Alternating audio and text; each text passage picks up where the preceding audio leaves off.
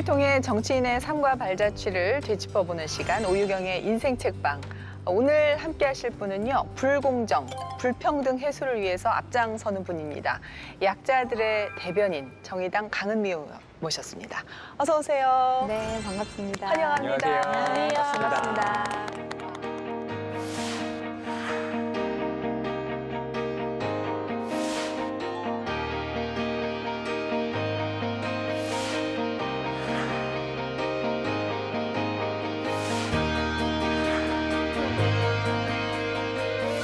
21대 국회는 죽음의 행렬을 막아달라는 국민의 절박한 목소리에 바로 응답해야 합니다. 국가는 재해를 예방하고 그 위험으로부터 국민을 보호하기 위해 노력한다는 헌법의 정신을 중대재해기업처벌법의 통과로 보여주어야 합니다. 정의당이 앞장서서 국민 누구나 다칠 걱정 없이 맘 편히 출근하고 일할 수 있는 정의로운 노동 환경을 만들겠습니다.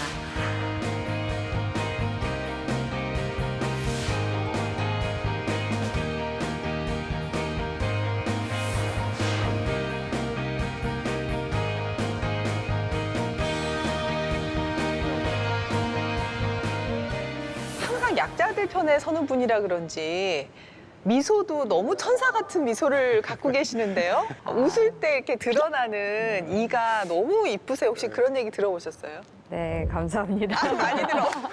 치아의 개수가 유독 많이 드러나는 것처럼. 입이 좀 큽니다. 그러시군요. 네. 맞아. 우리 의원님의 별명이 조금 어렵습니다. 중대재해처벌법 전도사. 누가 별명을 이렇게 지금. 그래서 지나갈 때도 중대재해처벌법 지나간다 막 이렇게 별명을 얘기해야 되니까. 중대재해처벌법 전도사. 이런 별명이 붙게 된 이유가 의원님이 이 법안을 대표 발의하셨죠? 네네, 대표 발의했습니다. 어떤 법안입니까? 이제 그 김용균 노동자 사망한 사건 잘 아실 거고, 또 구의역 김군, 그리고 최근에 평택항의 이선호 군 잘 아실 텐데, 노동자들이 죽지 않을 수 있는 환경이었는데 왜 그렇게 죽어갈까라고 하는 것들이 언론에 자꾸 보도되면서 이제 이 문제를 어떻게 해결할까 고심을 했고, 실제 김용균 노동자의 어머님께서 적극적으로 노력하셔서 산업안전보건법 전면 개정을 했어요. 근데 그걸 전면 개정했는데도 불구하고 이렇게 노동자의 죽음을 막을 수가 없는 거죠. 그래서 왜 이럴까를 봤더니 결국은 이 노동자가 죽지 않게 하려면 그러면 2명이 일할 곳에 2명을 배치해야 되고 과로사가 안 되려고 하면 적정한 인력을 확보해야 되는데, 그것은 경영 책임자가 산재를 줄여야 돼 라고 하는 책임을 가져야 되는데, 지금 산업안전보건법에는 경영 책임자를 처벌하기 어렵거든요. 그래서 중대재해처벌법은 실제로 안전사고를 예방할 의무가 있는 경영 책임자에게 책임을 물어서 결국은 산업안전 사망사고를 줄이자라고 하는 법이고요. 작년에 저는 23일 단식했지만 우리 김용균 노동자의 어머님 그리고 이한비 PD의 아버님은 29일이나 단식을 하셔서 이 법을 만들었거든요. 그러고 보니까 의원님이 노란색 파카, 지난 겨울이었잖아요. 네. 사실 단식도 따뜻할 때 하는 게 조금 낫지. 그 추운 겨울에 단식하시면 더 춥고 힘드셨을 텐데 그걸 입고 무려 23일간이나 네. 단식하셨던 게 기억이 나요. 대단해요. 23일이요? 힘들었습니다. 하루만 굶어도, 아니 하루 아니고 한 끼만 굶어도 사실 굉장히 난폭해지거든요. 근데 23일이라니. 와. 언제가 가장 힘드셨어요? 며칠쯤 굶으셨을 때? 저도 이분하고 비슷하게 한 끼만 굶어도 조금 신경질적으로 되는 사람이라 저는 계속 힘들었어요. 23일 동안. 그런데 이 중대재해처벌법이 사실은 통과가 됐는데 의원님이 의외로 기권표를 던지셨다는 얘기가 있더라고요. 네. 이제 많이 아쉬운 게 중대재해처벌법은 정말로 기업들의 반발이 너무 심했고, 그런 면에서 5인 미만 사업장은 완전 전면 적용 제외. 그다음에 50인 미만 사업장은 3년 유예. 그리고 경영자의 책임을 좀 더 구체적으로 명시하고 대부분의 건설 같은 경우는 발주 사업인데 그 발주에 대해서 구체적으로 명시하는 네, 거 네. 이런 것들이 대부분 빠졌거든요. 그래서 정말 거의 그 눈물을 머금고 기권을 할 수밖에 없었고요. 그러셨군요. 그래서 지금 이제 개정안을 준비하고 있습니다. 존경하는 국민 여러분, 70%가 넘는 국민들의 찬성하는 법안임에도 불구하고 양당 합의라는 미명하에 부족하고 허점투성이인 법안이 제출된 것을 대단히 유감스럽게 생각합니다. 그러나 국민의 생명 안전을 지키기 위한 중대재해기업처벌법이 첫 발을 내딛는 것은 목숨을 건 단식을 한 유가족들과 국민들의 성과입니다. 감사합니다. 우리 이런 강은미 의원의 인생책. 인생이 정말 위기에 봉착했습니다. 이 책을 읽다가 힘들었어요. 네, 존 스튜어트 밀의 자유론이라는 책을 인생책으로 꼽아 주셨습니다. 자유롭게 자유론을 읽어봤어요. 저에게는 자유론을 읽지 않을 자유는 없었어요. 그렇죠, 그렇죠. 허위 평론가, 이 책이 어떤 책인지 좀 소개를 해주시죠. 네, 역시 정의당 의원으로서 예. 추천할 만한 책이다라는 생각이 들었는데 그래요? 이 존 스튜어트 밀, 이 영국의 정치 철학자의 이 책은 자유주의를 다룬 인간의 자유를 역설한 아주 중요한 고전으로 꼽히고 있습니다. 네. 여기에서 주장하는 핵심은 사회나 국가가 개인에게 어떤 통제를 해서는 안 된다. 네. 개인의 역량을 최대한 발휘할 수 있게 해야 한다라는 겁니다. 물론 조건은 있습니다. 그 사람이 실현하는 자유가 행여나 다른 사람의 자유를 침해할 때 그것은 적절한 또 제재를 받을 수 있다라는 이야기를 하기도 하는데요. 여하튼 존 스튜어트 밀은 사상의 자유, 선택의 자유, 결사의 자유라고 하는 지금 우리 민주주의에서 당연하게 여겨지는 가치들을 이 책에서 역설을 하고 있고 그것이 지금 우리에게 또 주는 귀감이 여전한 그런 고전이라고 볼 수 있습니다. 특별히 이제 우리가 얘기하는 자유할 때 철학적 자유라는 것보다는 여기서는 사회적 자유, 권력으로부터 어떻게 하면은 개인이 보호되고 자유를 얻을 수 있을까, 여기에 대해서 이제 중점적으로 쓴 책인데 읽으면서 의원님이 왜 인생책이 됐는지 좀 알 것 같기도 한 게 그렇지 줄치면서 읽으셨을 것 같은 거예요. 네, 의원님 어떻게 이 책이 인생책이 되셨어요? 입법 활동은 결국은 누구에게 권한을 줄 것인지, 그다음에 누구의 행동을 규제할 것인지거든요. 그래서 가령 전에는 담배를 기차 아니고 버스 아니고 뭐 아이들 있는 뭐 다 이렇게 피웠지만 비행기 안에서도 네, 담배 폈어요. 그런데 이제 간접 흡연도 건강에 악영향이 있다. 있다라는 이렇게 되니까 게. 남한테 해악을 끼치는 게 되죠. 예. 그러니까 이제 이 담배 피우는 장소를 점점 더 제약하고 그래서 지금은 담배 피우는 구역에서만 담배 피우게. 그쵸. 그러니까 결국은 이 자유라고 하는 것이 누구에게는 자유를 주고 누구에게는 규제를 하는데 어디까지 규제하는 게 맞는 건지를 예. 끊임없이 입법 과정에서 논의가 필요한 거고 고민을 해야 되는 부분이라고 생각을 해서고요. 결국은 정치 활동이라고 하는 것이 권력을 가지는 것이잖아요. 근데 그 권력이 결국은 시민을 대의하지만 합법적인 권력으로 또 억압할 수 있는 거예요. 그래서 그런 면에서도 정말 그 권력이 선의로 잘 선용되게 하는 것에 대해서도 계속 고민해야 되는 부분이 좀 담겨져 있지 않나라는 것 때문에 이제 계속 이 자유론에 근거해서 법안이나 이런 것들 좀 고민하게 됐습니다. 여기 이 책을 쓴 존 스튜어트 밀에 대해서 소개를 좀 해주세요. 네, 존 스튜어트 밀은 1806년에 태어났는데요. 3살 때 진영 씨 혹시 뭐 했는지 기억나십니까? 3살 때요? 3살 때 아마 코 흘리고 있었을 것 같아요. 저도 그랬겠죠. 잘 기억은 안 이분은 나는데 다르신가? 이분 3살 때 그리스어 배웠습니다.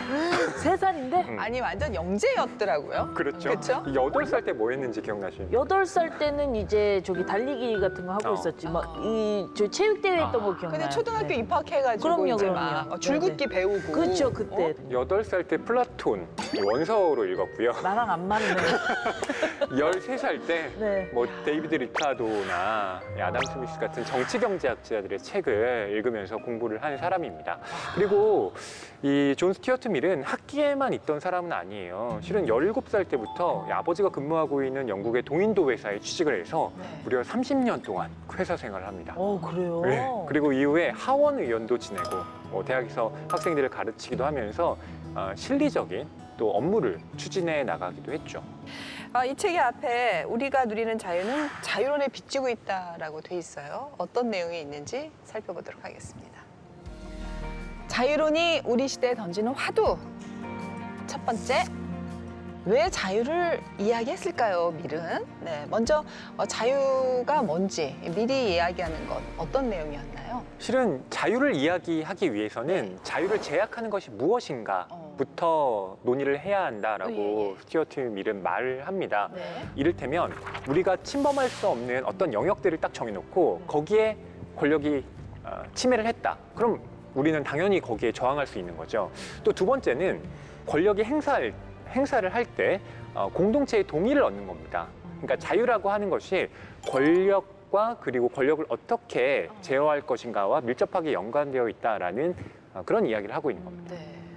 의원님은 어떻게 보면 이제 권력을 가지고 있는 정치인이 되신 거잖아요. 이런 미래 주장에 대해서 어떻게 생각하세요? 거기에서 예로 든 게 네. 이제 독수리.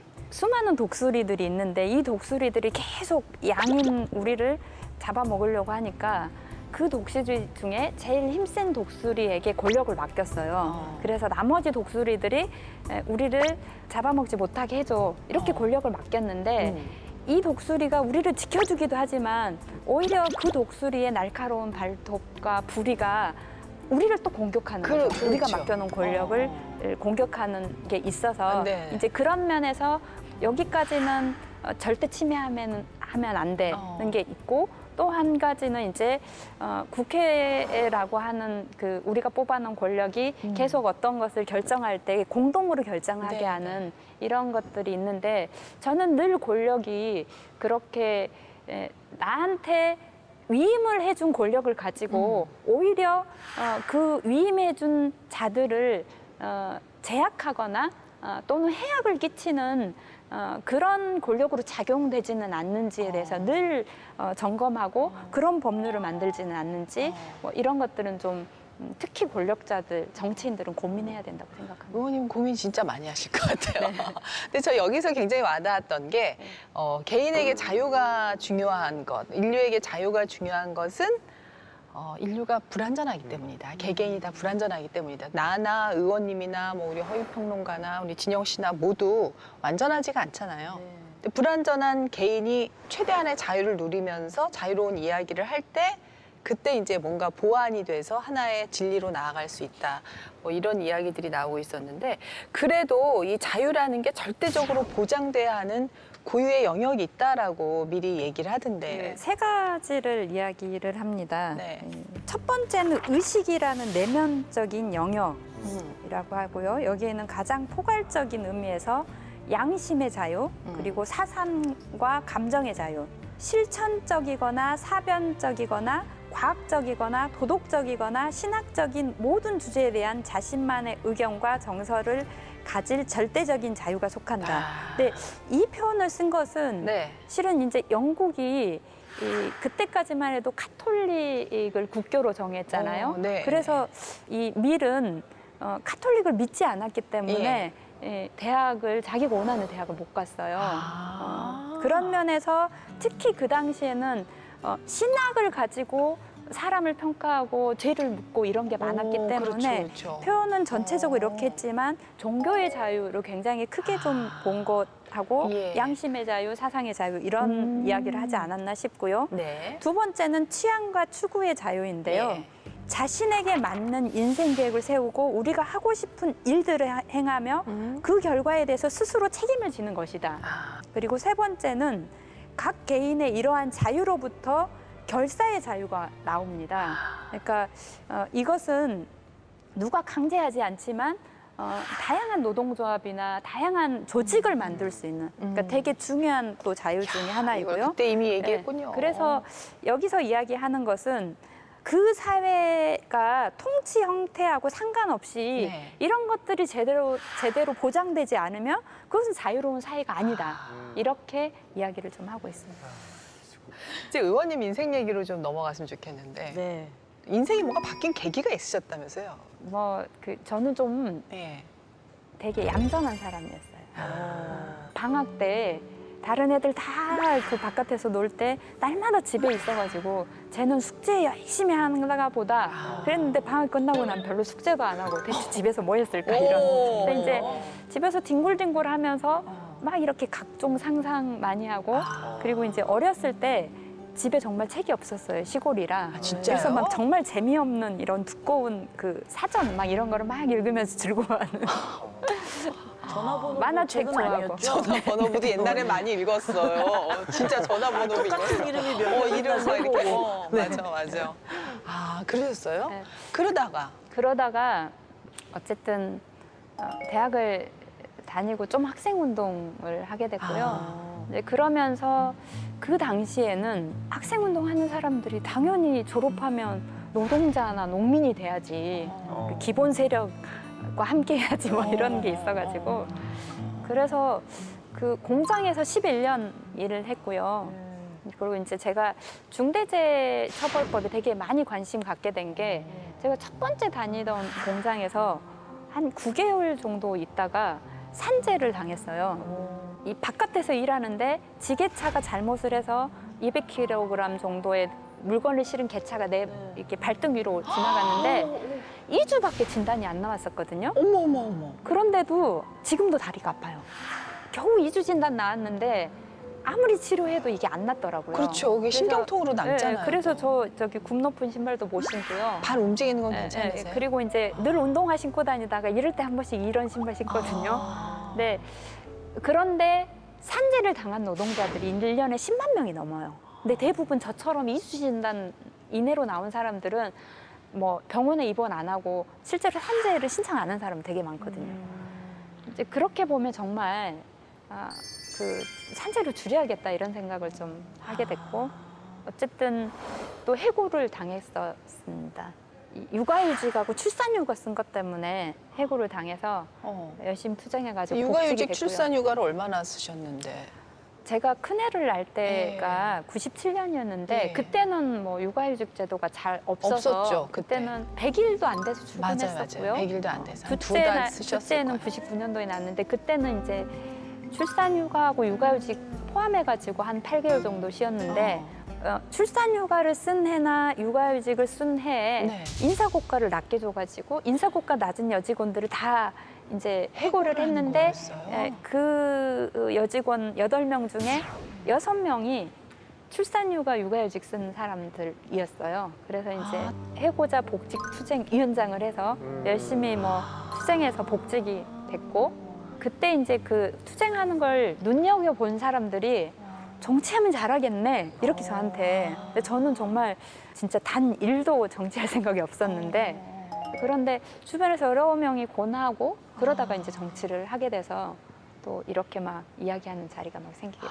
지금 하고 계신 일들이 그냥 생각에서 나온 게 아니라 본인의 정말 절절한 경험 속에서 네. 나온 거니까 그렇게 단식을 길게 하시고 막 열심히 하시는 동력이 되는 거군요. 구의원, 시의원 한 8년 정도 네. 하셨는데 언제가 가장 보람 있으셨어요?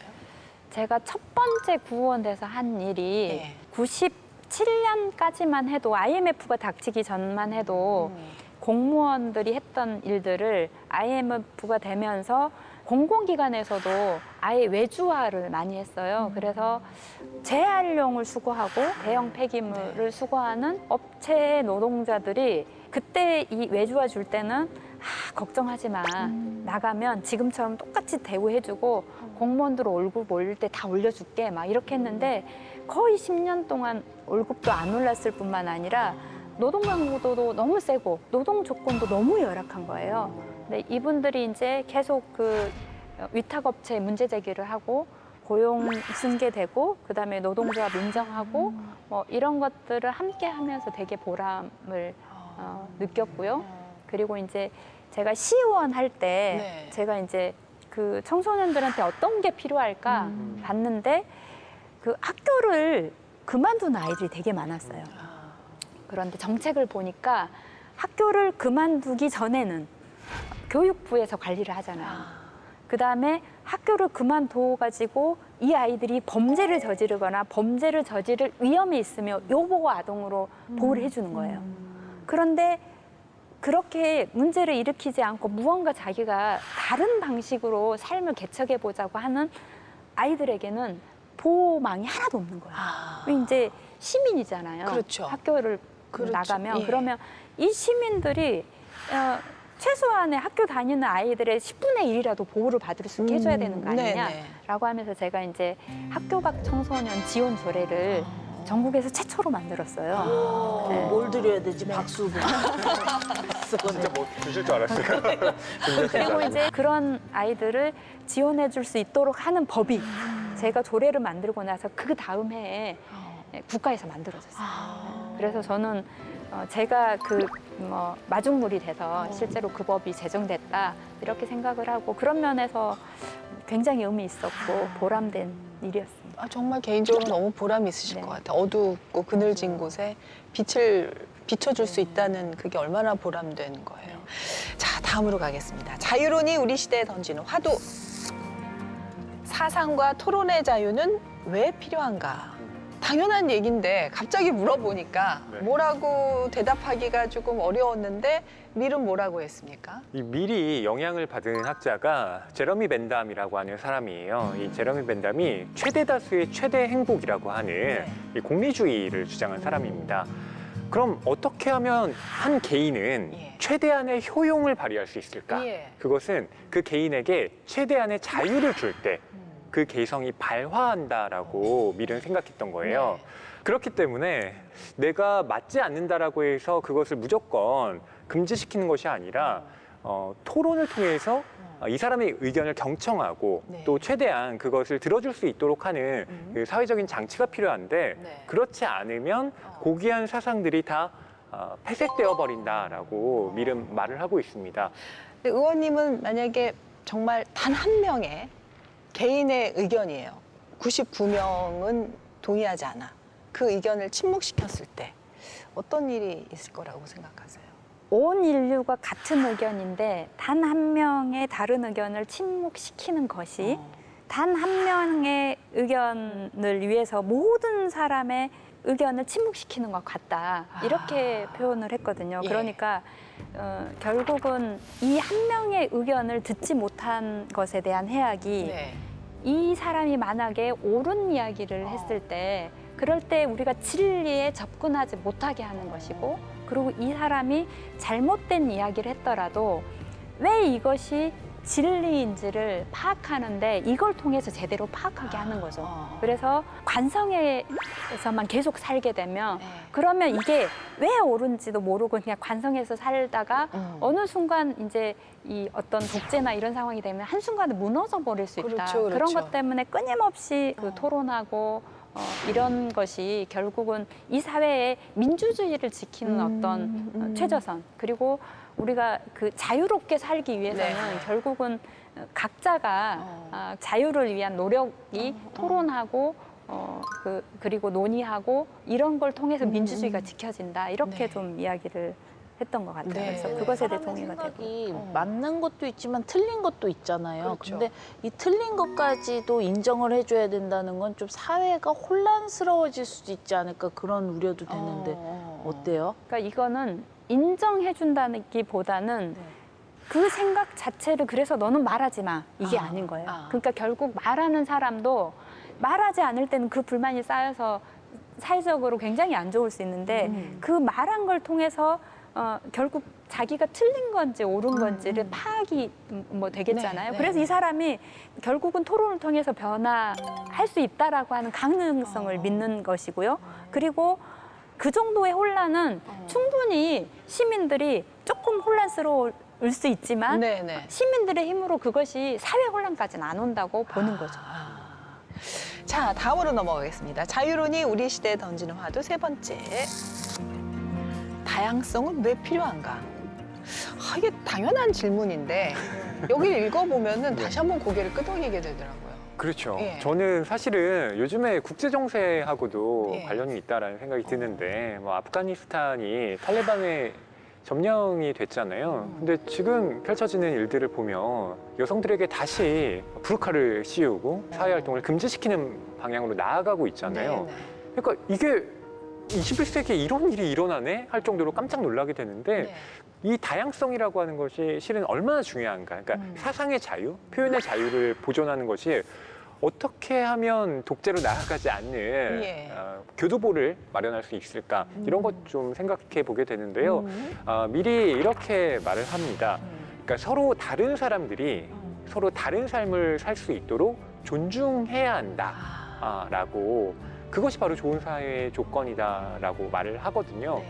너무 편향되면 뭐든 정말 문제가 생긴다라는 네. 걸 이 자유론에서 이 원칙적으로 논리적으로 설득을 하고 있는 거죠. 그렇죠. 우리 삶의 모습도 참 다양해야 되는데 우리 진영 씨는 어때요? 다양성이라는 부분. 근데 지금은 괜찮지만 예전 같은 경우에는 네. 뭐 하나 유행하면 다 따라서 했었잖아요.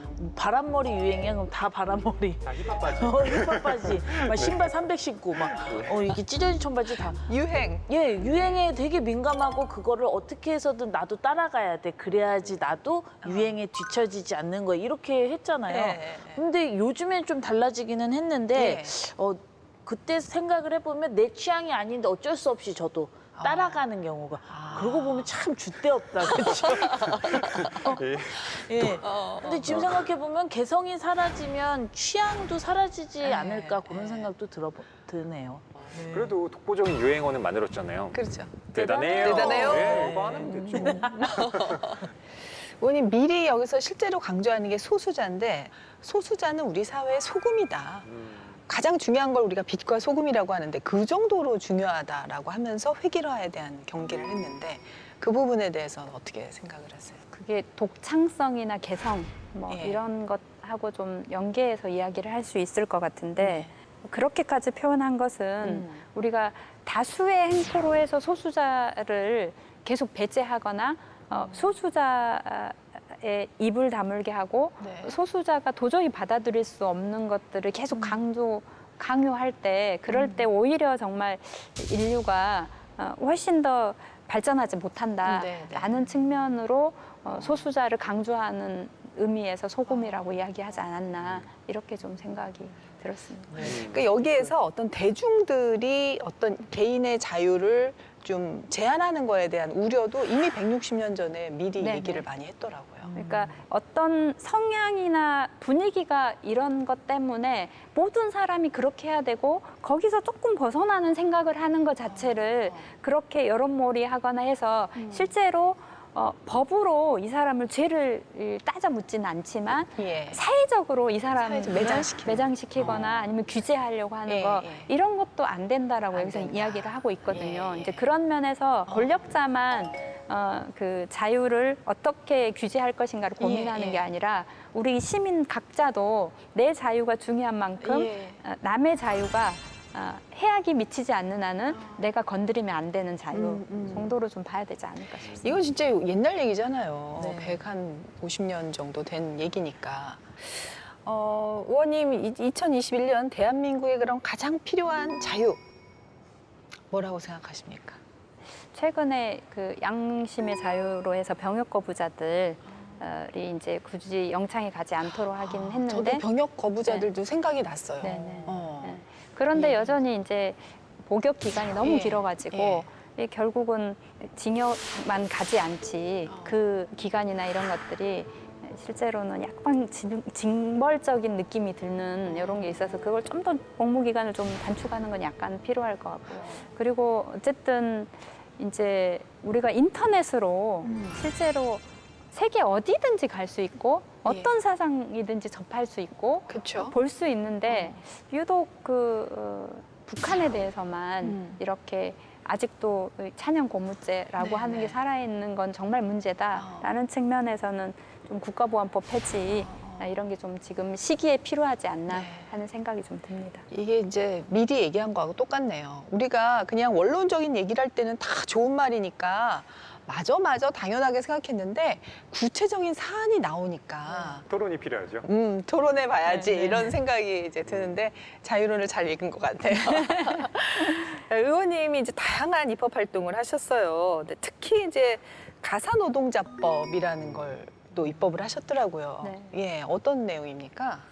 네, 이제 우리가 그동안에 대한민국이 굉장히 남성 중심 사회다 예. 보니까 남성들의 노동은 가치 있는 노동, 그리고 여성들의 노동은 부수적인 노동이면서 네. 그러면서 이제 굉장히 돌봄 노동이나 이런 것을 굳이 노동의 대가를 주지 않아도 되거나 네. 아니면은 좀 낮게 줘도 되는 이렇게 판단을 했지요. 그래서 네. 그동안에 가사 노동도 노동이라고 구체적으로 불려지지 않았고 예. 근로기준법의 기본적인 것도 보호받지 못했는데 네.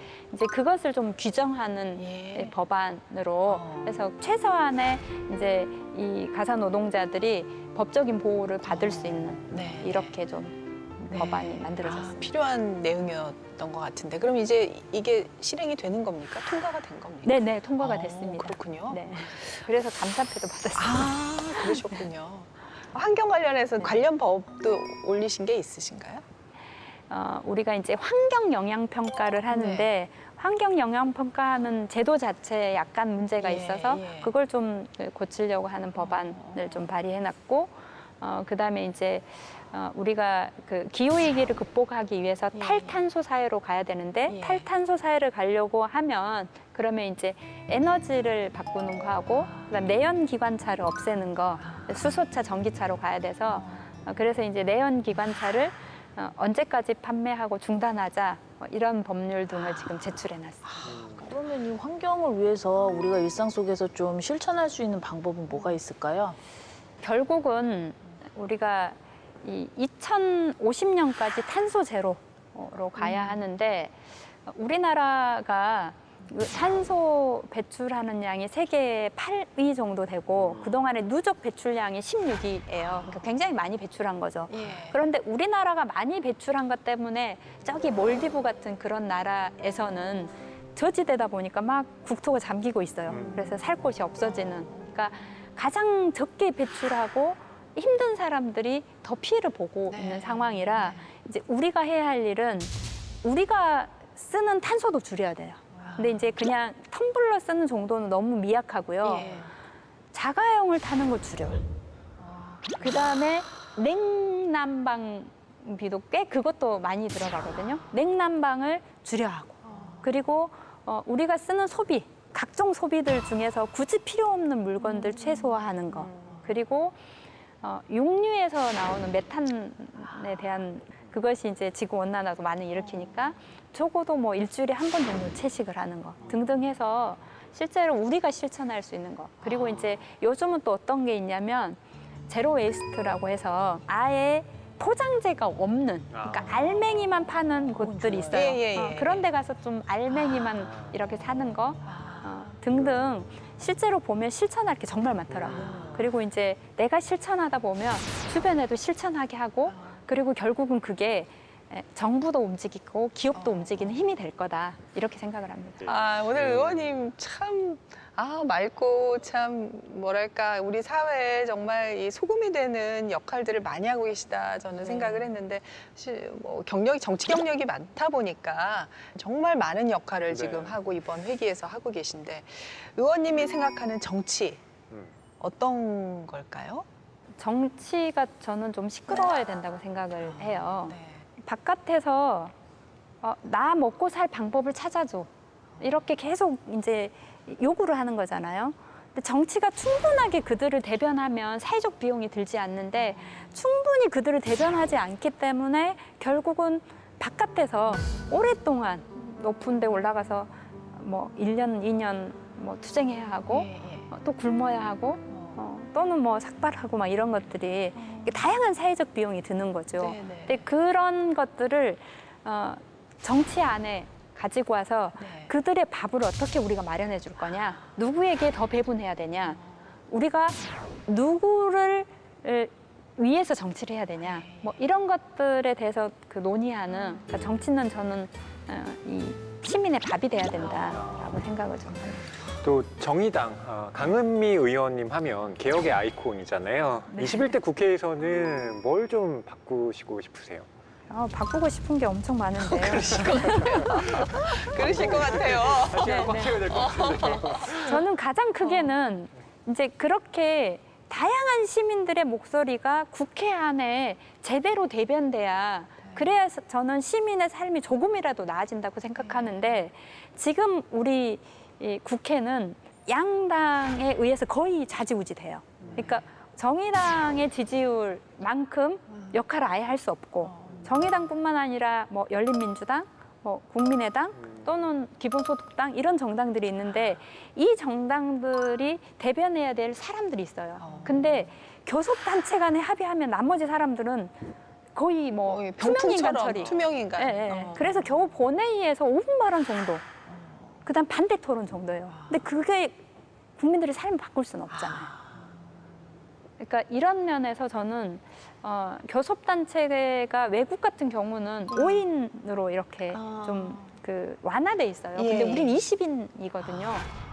그러니까 계속 양당체제만 되는 거죠. 그래서 저는 국회가 교섭단체 중심으로 움직이지 않고 좀 국회 안에 민주주의가 이루어졌으면 좋겠다. 그리고 산재를 당하는 사람들이 1년에 10만 명이라고 했잖아요. 10년이면 100만 명이에요. 근데 제가 다친 게 25살이거든요. 지금 26년이 됐는데 지금도 아프죠. 그러면 그렇게 다친 사람들이 계속 골병드는, 그러니까 우리 시민들이 다 같이 아픈 사람이 많아지는 거죠. 그런 면에서 저는 산재 자체를 줄이고 설사 산재가 났더라도 산재 난 사람들이 제대로 치료받아서 그래서 되도록이면 원상 회복되는 그렇게 하는 정치를 좀 하고 싶다 이런 생각을 합니다. 전도사님 다음 말씀이십니다. 아니 의원님한테 이제 이 책을 어떤 분들에게 추천하고 싶나를 여쭤보려고 했는데 그냥 이렇게 하면 될 것 같아요. 지금의 이제 민주당과 국민의힘 의원들 전체가 한 번씩 읽으시고 뭐 교섭단체라든가 여러 의견의 자양성을 한번 좀 국회 안에서 좀 만들어 보면 어떨까? 어떻습니까? 제가 답변으로 그렇게 달았는데 그렇죠. 그러실 것 같았어요. 네. 진영 씨 오늘 의원님 만난 소감 어땠어요? 저는 의원님의 앞부분에 그 별명을 오늘 바꿔드리고 싶어요. 아 그래요? 국민 마중물. 네. 작은 이렇게 생수 역할을 해가지고 온 국민이 펑펑 생수를 시원하게 마실 수 있는 그런 정치를 보여주셨으면 좋겠습니다. 국민 마중물 대단해요. 감사합니다. 감사해요. 대단해요. 감사합니다. 허위평론가 이 책을 한 줄 평으로 좀 요약해 주신다면. 예. 네. 저 이렇게 한 줄 평 하고 싶습니다. 방향성 안에 자유 있다. 이게 무슨 말인가 하면 예. 이 자유라는 말을 사실은 우리가 생활 속에서 많이 오용하며 살고 있기도 합니다. 예. 뭔가 하면 내가 내 집에서 뛰겠다는데 무슨 상관이야. 그렇지. 이렇게 얘기하시는 분들이 흔히들 하는 있거든요. 얘기죠. 예. 내가 내 집에서 담배 피우겠다는데. 근데 이거 다 타인의 자유를 침해하는 겁니다. 방향성이 없는 자유예요. 방향성이 없는 자유. 그래서 존 스튜어트 mill도 강조하는 네네. 것이 네. 자유는 남에게 피해를 주지 않는 방향성이 있어야 한다라는 걸 강조하거든요. 네. 그래서 그 말을 꼭 전하고 싶습니다. 야, 우리 인생 책방 두 분은 정말 너무 멋있는 것 같아. 대단해요. 대단해요. 의원님, 이제 오늘 이제 시청자분들께서 우리 강은미 의원을 딱 보고 이런 의원이 있었구나. 정말 뭔가 청정지대다. 이렇게 느끼셨을 것 같은데 의원님이 시청자분들에게 하고 싶은 말씀 해보시죠. 우리가 자유를 이야기하지만 그 자유가 다른 사람에게 해악을 미칠 때도 마치 그게 자유인 것처럼 오남용되는 사례가 있고 또 남에게 해악을 미치지 않는 자유를 해악이 미치는 것처럼 규제하려고 하는 이런 것들도 많이 있는데 정말 모든 사람들이 자기의 자유를 마음껏 누려서 그래서 충분히 자기의 천부적인 재능이 발휘될 수 있도록 하는 그런 사회가 됐으면 좋겠습니다. 예. 의원님, 우리가 이제 정말 21세기에 이 스튜어트 밀의 자유론을 읽으면서 많은 공부를 했습니다. 의원님 덕분에여서 너무 감사하고요. 오늘 국민 마중물로 이제 임명이 되셨으니까 앞으로 또 마중물 역할 많이 하시기를 바라겠습니다. 함께해 주셔서 감사합니다. 네, 감사합니다. 감사합니다.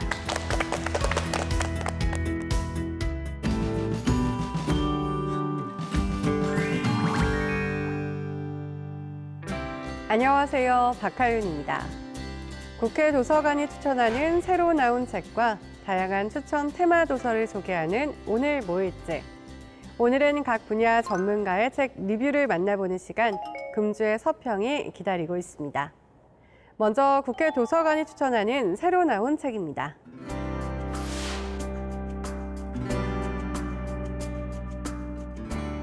첫 번째 책은 세계 곳곳에서 일어난 예술품 약탈과 회복 과정을 소개한 책입니다.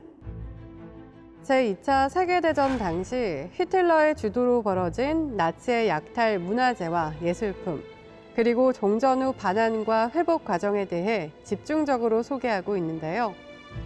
모나리자를 비롯한 대가의 작품들에 얽힌 이야기와 종전 후 약탈 예술품을 둘러싼 유럽 각국의 이해관계, 제3세계의 문화재 환수 운동과 같이 최근 유럽, 미국, 아프리카에서 벌어지고 있는 흥미로운 국제사회 뉴스를 자세히 담고 있습니다. 또한 우리 역사에서 아픈 손가락인 발의 유물을 둘러싼 동북아의 역사전쟁 관련 이야기까지 전하고 있는데요. 세계사의 흐름을 문화예술품 약탈이라는 시선으로 소개하는 책, 문화재 전쟁입니다. 다음은 오랜 기간 중세 초기 역사를 연구해온 카일 하퍼 교수가 로마 제국의 몰락을 새로운 시선으로 재해석한 책입니다. 저자는 로마의 운명이 황제와 침략자인 야만인, 노예들에게 영향을 받았을 뿐만 아니라 기나긴 역사를 거치며 박테리아와 바이러스, 농업 생산과 세금 징수와 같은 사회 진화적 요소들의 영향으로 로마의 권력이 미치는 범위와 성공을 결정했다고 주장하는데요. 저자는 고고학, 인류학, 병리학, 기후학에 이르기까지 방대한 영역의 데이터를 책에 제시하며 자신의 가설과 주장을 뒷받침하고 있습니다. 과학적인 데이터로 재정립된 로마 제국의 쇠퇴와 로마 제국의 몰락이 전하는 교훈에 대해 자세히 알고 싶은 분들에게 이 책을 추천합니다. 존재에는 차이들이 있지만 거기에는 그 어떤 부정적인 것도 없다.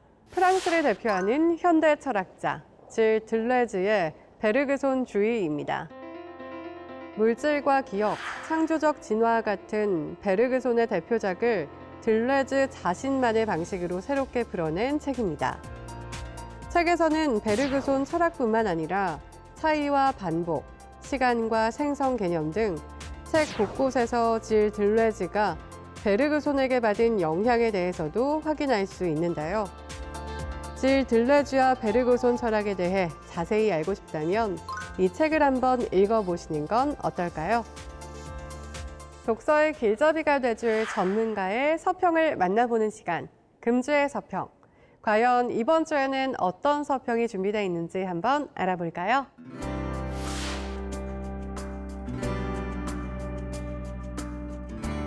모두에게 투명한 데이터가 가장 강력한 무기가 된다. 서평 첫 번째 책은 변화하는 디지털 대전환 시대에 맞춰 데이터 역량을 키우기 위한 16가지 실전 방법을 소개하는 책, 데이터 리터러시입니다. 서평자 중앙대학교 이신행 교수는 디지털 생태계의 확장에 따라 엄청난 속도와 양으로 쌓여가는 데이터를 인간과 사회에 대한 이해와 예측에 활용하는 역량이야말로 대학의 모든 학문 분과에서 제공하는 보편적 교육이 되어야 한다고 강조하며 이를 양성할 교육 방안은 무엇인가에 대한 해답 역시 이 책을 통해 가늠해 볼 수 있으리라 생각한다고 책에 대한 평가를 전했는데요. AI 시대를 지배하는 데이터의 영향력에 대해 자세히 알고 싶은 분들에게 이 책을 추천합니다. 다음은 독일의 저명한 문화학자 하랄트 하르만이 그동안 유럽 중심의 문명사 그늘에 가려져서 주목받지 못한 25개의 세계 문명을 소개한 책입니다. 서평자 김경현 고려대학교 사학과 명예교수는 이 책이 다루는 25개의 세계 문화들은 지리적으로 9세계인 유럽, 아시아, 아프리카와 신세계인 중남미에 걸쳐 고르게 분포하며 대체로 연대순으로 배치되어 있다. 세계사의 인적 드문 오솔길들로 우리를 안내하는 훌륭한 길잡이라 할 만하다고 책을 평가했는데요. 인간과 문명에 대한 이해 지평을 넓혀줄 숨겨진 문명에 대해 자세히 알고 싶은 분들께 문명은 왜 사라지는가 책을 추천합니다. 자세한 책 내용은 국회 도서관 홈페이지에서, 다시 보기는 국회 방송 홈페이지에서 보실 수 있습니다. 저는 다음 주에 새로운 책으로 찾아뵙겠습니다.